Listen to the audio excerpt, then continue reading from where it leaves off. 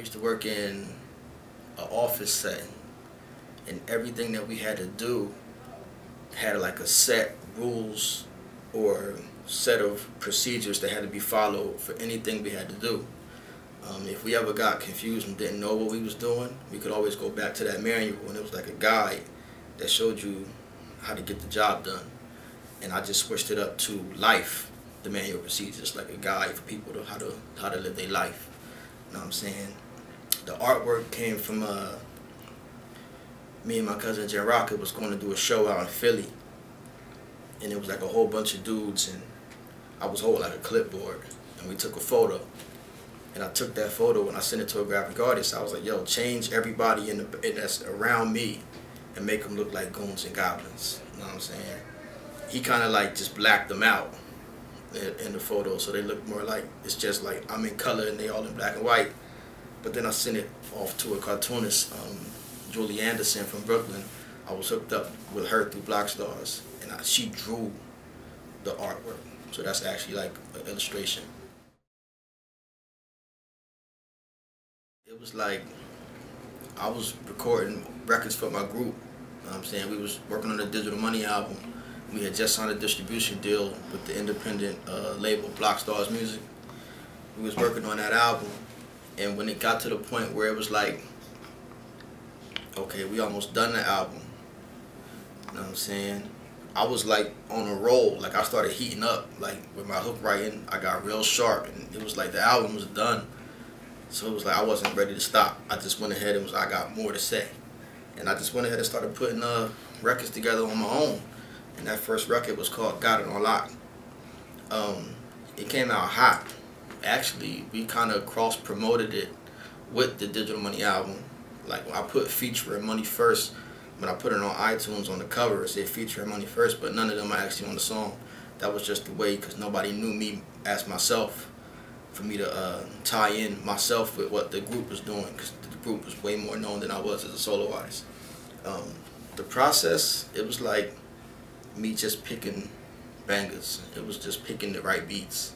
Everything was like the right timing. Sitting, going through different artist sound clicks, going through beats my producer is sending me, going through all these records and sitting around trying to come up with the right concept or the right hook, and trying to really show people that I could rhyme.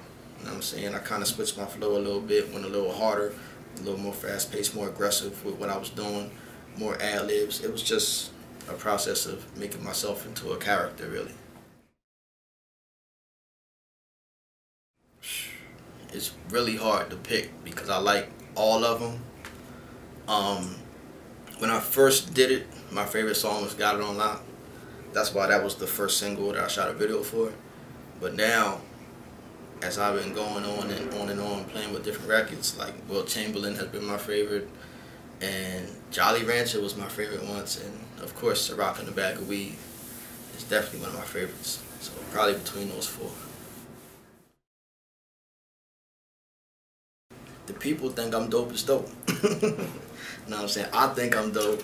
I put a song out called I'm Dope. I shot a video for I'm Dope, and people told me it was dope. So it just verified everything that I was saying. My cousin Jen Rocker used to always tell me like, yo, that's my favorite joint on your album. So that always stuck with me, you know what I'm saying? It was like, yo, like people really like this record. I'm gonna have to do a video for it. But I had, in my mind, I was already like, I'm gonna do a video for every song anyway, so it just was a matter of me doing it. The reception been real good. Expensive Taste, you know what I'm saying? I'm working on Expensive Taste right now. I did the Manual Procedures retail. It's online at all the online stores, you know what I'm saying? But Expensive Taste, I'm kind of backtracking to get more fans on board. So it's going to be an all-free project all the way around the board.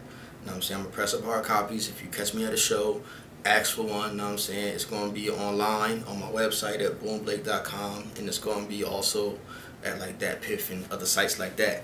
Free download. The whole project, it's going to be like 10 or 11 original songs, you know what I'm saying, all free. And that's just to build momentum and a wave towards the Manual Procedures Part 2, the continuation. So I got 2 projects coming for y'all in 2013. My favorite part about the grind is just the experience of just being there. You know what I'm saying? Like, some people, like, when they get in the game, they may try to pay their way through the game. They don't learn on the way. You make mistakes as you go along in this game, and you learn. You meet different people. You know what I'm saying? The learning experience is sitting down with people, having conversations. It could be something as simple as, yo, I got some weed, you want to smoke? Or I got something to drink, you want to drink? And then you sit down with somebody and they start telling you stories about what they done been through, or different experiences they had with the game, and you learn, and you just sit and soak it in and absorb. You know what I'm saying? It's the fact that in this game, the networking part is you meet so many people.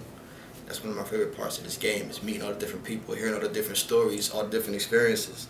It makes me a different person. My vision and view is a lot different than people from around where I'm from.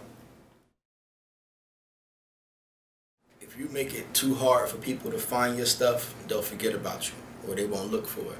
So when you want to brand yourself, you want to make sure that it's simple enough that your fans could find you. You know what I'm saying? If you put a video out on WorldStar and you know what I'm saying, don't have no website for people that actually like your music to go back and find your other material, they gonna say, fuck that nigga. You know what I'm saying? The whole point is making it easy and accessible, making yourself easy to find for people. So you want everything to like kind of match up. If your name is, like, for instance, me being Boom Blake, I'm not going to make my Instagram name like Mr. Hard to Find. You know what I'm saying? I got to make myself accessible to people so they can find me when they need me. If they like what I'm doing, I'm easy to find. If you want to get booked for shows, make sure your phone is on so people can call you and book you. You know what I'm saying? Just make yourself accessible to people. That's the key to branding. I want a Grammy. I want to bring a Grammy back to my city. I want to put on other artists from my city.